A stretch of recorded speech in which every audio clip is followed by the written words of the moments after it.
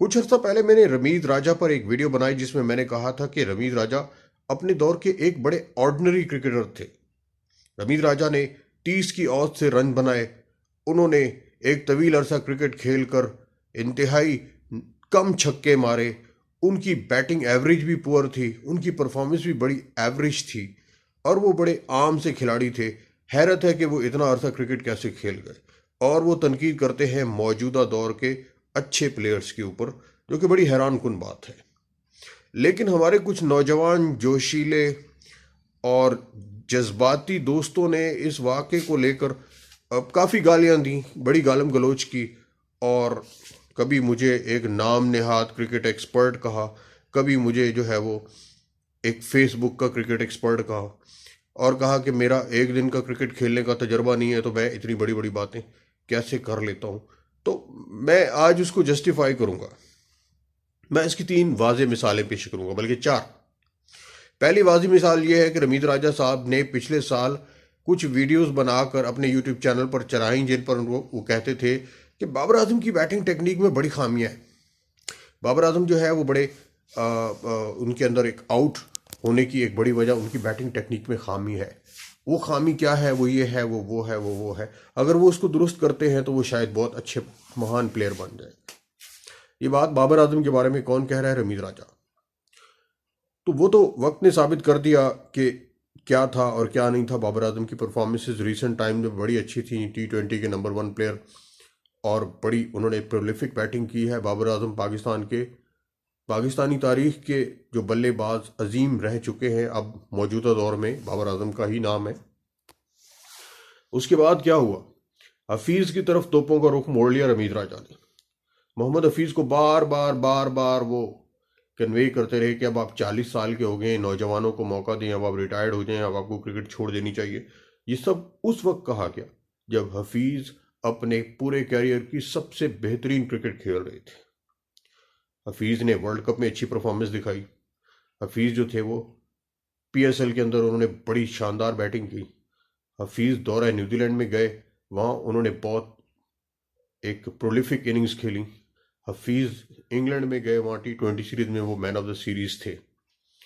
हफीज जो थे वो बहुत ही आउटस्टैंडिंग परफॉर्मेंसेस दे रहे थे। लेकिन रमीज राजा जो थे वो मुसलसल, चूंकि वो कह चुके थे कि रिटायरमेंट लेनी चाहिए, तो कुदरत का इत्तफाक देखिए कि हफीज ने इन तमाम तनकीनों का जवाब बल्ले से दिया। और फिर रमीज राजा को मैन ऑफ द मैच की जो सेरेमनी थी उसमें हफीज का इंटरव्यू करना पड़ता था। यानी कि अब इससे बड़ी एम्बैरेसमेंट और क्या हो सकती है।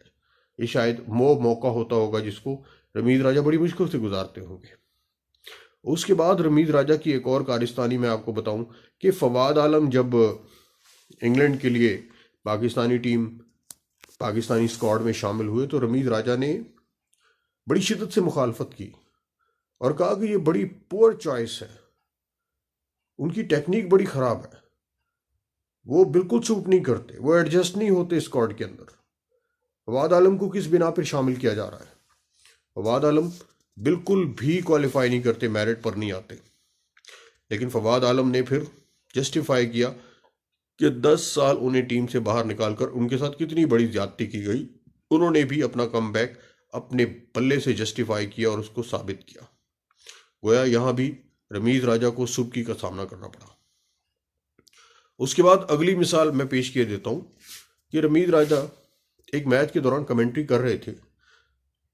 एक साउथ अफ्रीका के खिलाफ टेस्ट मैच था, नोमान अली बॉलिंग कर रहे थे, तो एक लेग स्लिप ले ली गई।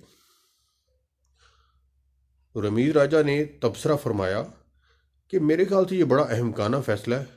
मैं नहीं समझता कि बल्लेबाज जो है वो इस गेंदबाजी के ऊपर लेग फ्लिक करेगा, इसलिए इस फील्डर को वहां लेने की मुझे तो कम से कम समझ नहीं आती।